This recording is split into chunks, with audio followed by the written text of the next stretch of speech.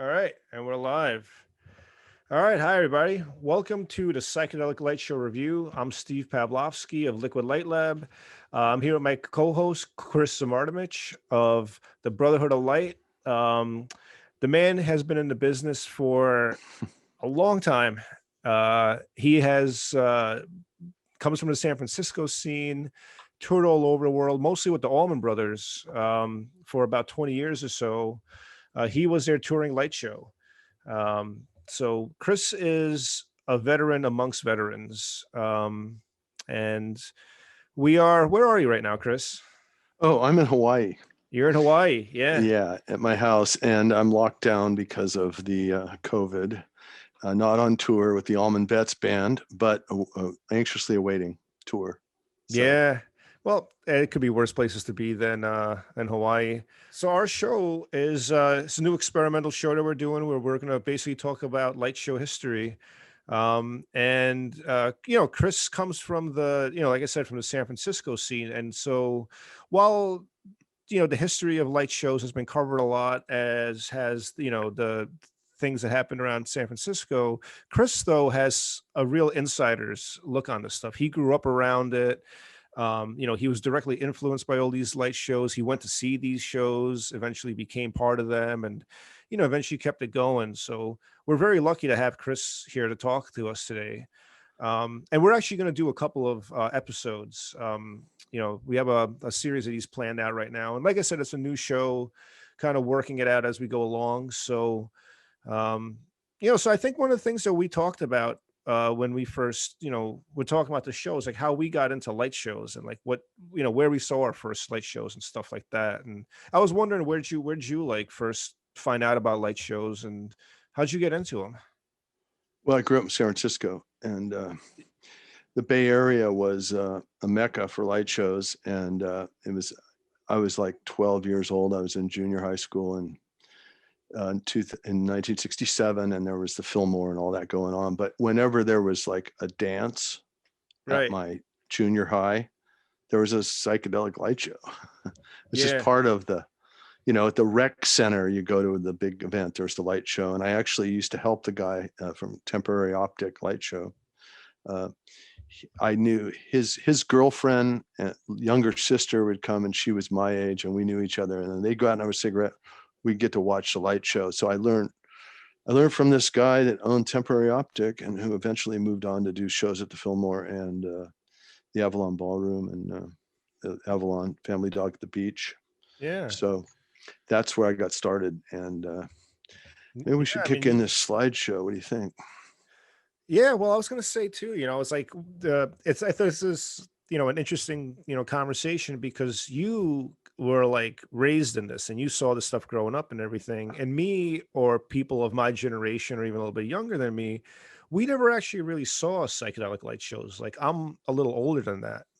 I mean, I'm sorry, I'm a little younger than that.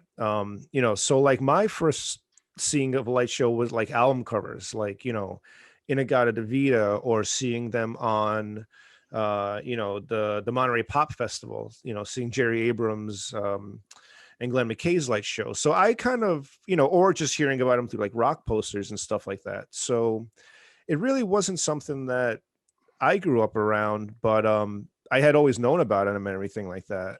But so you got a slide here. Right. This is Country Joe and the Fish. This album came out early in '68, and there's a light show on the four panels. And Yeah. as you can see, they've used overhead projectors, and they've got this dominating yellow pattern here, and then this one back here is behind it. And they're using color wheels, and when you flip the color wheels on the overheads, it creates a animation looking thing, and it looks really cool. And you can control the speed of that color wheel, and it ends up being uh, goes to the rhythm of the music, the beat of the music. Yeah, yeah. Now the other element, okay, this is kind of like hard copy stuff that they were using, photolith film on overheads. But let's go to the next slide, which will be liquids.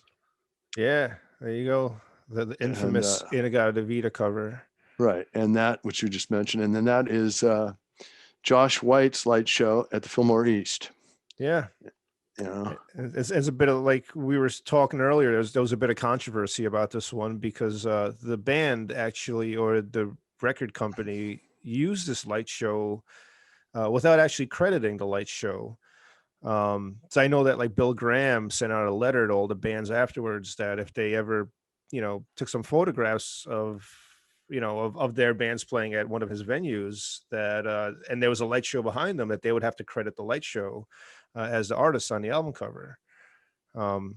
Which they didn't do here, and they also butchered it. That top circle was just something that they did in post. That wasn't like a real thing. right? They had a 25-foot, Yeah, screen behind them, and they made it, a 40-foot or whatever, 35-foot looking light show. yeah, If you figured it out. Okay, so the next one here is also the Fillmore East, and that is Janis Joplin with Big Brother and the Holding Company. yeah. And that's also Joshua, and they've got all kinds of, this is the combination of both light shows we're seeing here. We're seeing liquids in the middle, and we're seeing some kind of either slides or overhead, reflection and patterns that are on color wheels Yeah. also, and they kind of blend together really well and make this giant, motif, Hmm. 35, 40 feet wide. And this is the Cheap Thrills Yeah, gatefold. this is Cheap Thrills. This came out in 68, so this is probably a 60. Actually, yeah, this is a 60, late 68 release. So it's probably, when they played there in 68 at Fillmore East, because that's when Bill opened the Fillmore East. Should we go to this next one, this Heavy Water? Yeah, let's see him. Yeah, Okay, this is quite a masterpiece. yeah. This is a Carlos Santana's third album cover and third album. Most of it was recorded at the Fillmore West, which was the last days of the Fillmore movie and the Santana 3. And as you can see, I'm going to go over here. Let's see if I can get this is a slide right here, this 3D thing. This kind of Sinbad slide is here. It's a floater. This is some space slide. This is a giant liquid in the middle. This is a space. This is another kind of planetary space slide. And this is a statue guy holding that. So they've actually taken like 6 slides and one liquid and created a, And these are collage. and these are projections, right? These are things that they actually set up various projectors in a studio, I'm assuming, right? Right. So And what they set this did up. was, like, this Sinbad guy, they probably blackened all around him. So you Yeah, just basically saw Sinbad on the flying horse. And then they could move that wherever they wanted to in the collage by moving the slide projector. right. Okay, let's So go to this their this wasn't next. this so this wasn't done in any like post, like in any kind of any photography tricks. This is like a direct single photograph of multiple projections on a screen. Right. And Yeah, there is some tricks because they're using images that have black backgrounds so they can float different images around, right. you notice there's no square edges in this picture, Yeah, like a normal photograph would have you'd see trees or bushes or sky or whatever. Everything's kind of floating, and it works really good in a collage fashion. Now, here's another one they did, which is oh yeah. Jefferson Airplane, 30 Seconds Over Winterland. And obviously it's the same sort of collage of things laid out differently, Yeah. which is really nice. Yeah, it's cool. Yeah, I can see how they're using a lot of their negative space. Right. And And then I'm then going to go to, that's heavy water light show again, right? yeah, I'm going to go Yeah. one more that they did. Really nice work. This is off Yeah. of Sunfighter, Jefferson Starship. And you can see they got the 3 different liquids, and they're probably using some kind of mask around the edge of these liquids Hmm. that are creating this kind of pattern. And then they have an Yeah. open center for the liquids. And then in each shot, they've got this guy he's a Like kind of a Conan. superhero dude with a Yeah. sword. And then they've got some kind of skull or something in here. And then over here, they've got this demon guy, Yeah. kind of a Lord of the Rings looking thing. So they've kind of used each liquid with each shape. Yeah, you were telling me how, like, let's say the center one, it has these like almost like Rick Griffin type like streamers coming off of it. Right. And Oh, so they made that on film so that when they put that on the overhead projector, they put it on the overhead, you only saw the liquids in the middle, and then those little streamers are coming out. That was like a photolith so film. it was sort of like, it was basically a mask, It's a mask, and they but made out of, yeah. and in the heavy water ones, you can, I think, on this, I'll go back, you can see the mask on this one. Right, let me go over here. You see the mask as these circular things? Oh yeah, yeah. You see, they did a different take on it there. But these, what they basically made their liquids look, their masks look like liquids.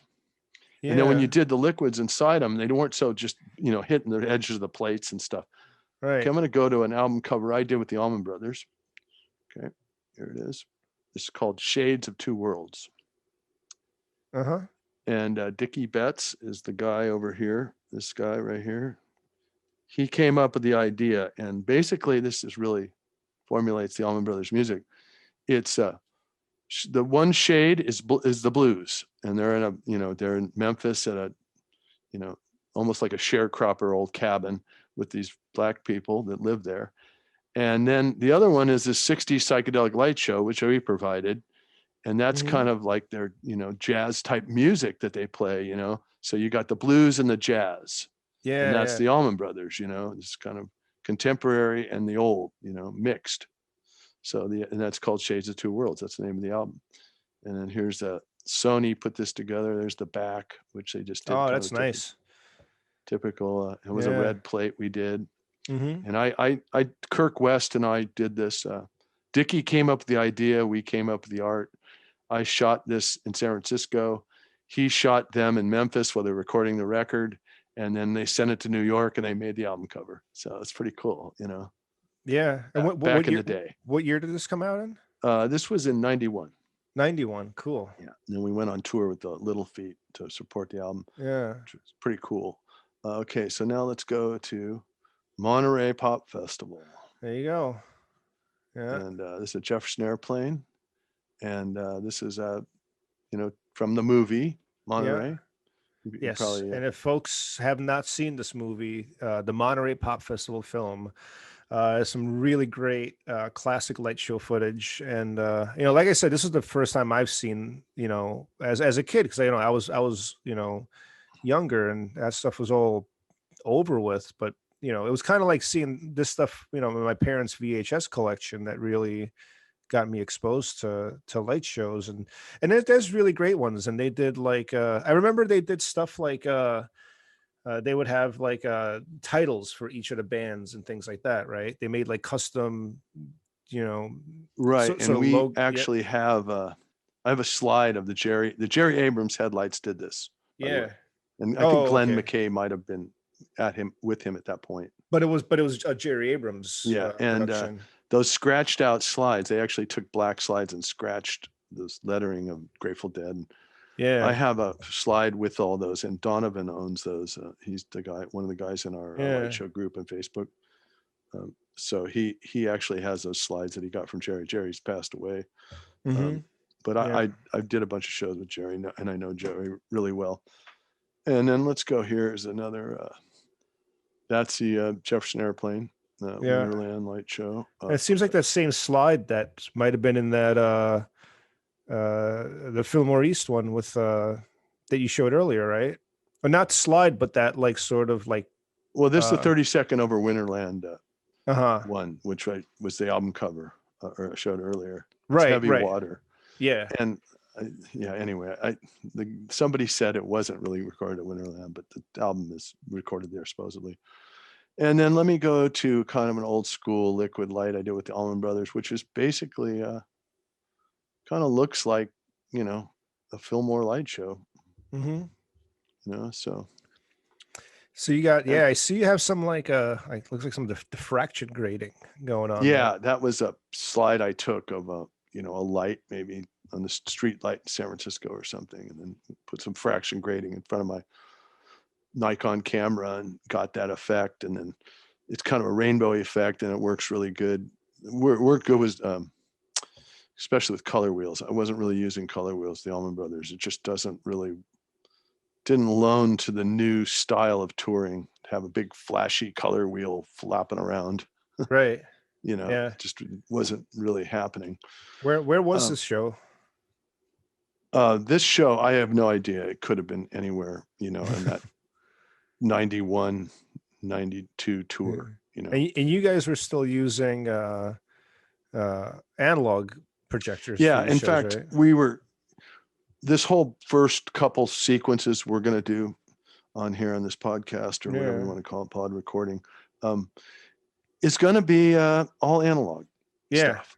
Right. Everything we've shown so far is analog Yeah. right now, you know, which is analog is just like slide projectors, movie projectors, and liquid light overhead projectors, not the new digital projectors, which I use today, Right. Right. which are really nice to use, but and Yeah, I they're was gonna much say brighter. we should you know, we should maybe even just for the folks that, you know, aren't familiar with what you've done, and this is your last slide, right, for this series, right?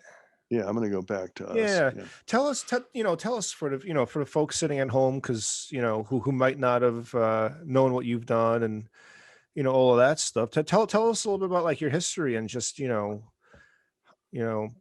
how, Oh, sure. yeah, and how you got like down with the Allman Brothers, and what Brotherhood of Light is, and all that kind of Well, stuff. Brotherhood of Light originally was, I'm going to go to a little different world here. Brotherhood of Light originally was run by, was four guys over at the Straight Theater. And they were, Brother Ed Langdon was one of them. And I'll show you that slide of him right now if I can. What happened was these guys all worked in light shows in different parts of the light show. Like Brian Epps was one of the guys. He did a lot of slides. Brother Ed Langdon did liquids. He was a primary liquid guy. Marcus Maximus was a liquid guy, and Bob Pullum did slides and film. You know, so. And then that's kind of how it worked when I did the Allman Brothers. I was kind of like the slide and film guy. Pete was a liquid guy, although I do liquids too. You know what I mean? So anyway, what happened was they were at the Straight Theater, which is a theater in Haight-Ashbury, and they ended up getting together, sitting up the balcony one day and go, "Hey man, why don't we not work for these other guys? Why don't we get together and form a company?" So they formed the Brotherhood of Light, and they started Do you know pooled together, and what because year they had the this? components, right? What year do you think that might have been? That was, I think they had that meeting in '67, and I think they did Oh their first wow, show in '68. that's still pretty. You know, that's still pretty early on. I mean, light shows were. When would you say the first real, you know, light show started in San Francisco? Well, I would, from what I know, and when I talked to Bill Ham in San Francisco, he had this place on Pine Street, and Yeah. that's where I met him. He still lives there, actually. Yeah. And Yeah. he had the James Gurley from Big Brother was like, you know, playing in coffee houses, Mhm. and they did a light show down in his basement with the liquid lights, and you know, had 20 people over, and Yeah, yeah, you he know. was saying that. Yeah, I And talked so to him a that's couple of probably weeks the ago. first one. And then he got hired to do the Fillmore, and Right. which I call the old Fillmore, which is the Fillmore you see now. Okay. Yeah. And Right. I guess we'll go into this Fillmore stuff Yeah, if you want. it's a good segue into that stuff, because Okay, there let's were, do it. you know, Let there me were a get couple that. of different venues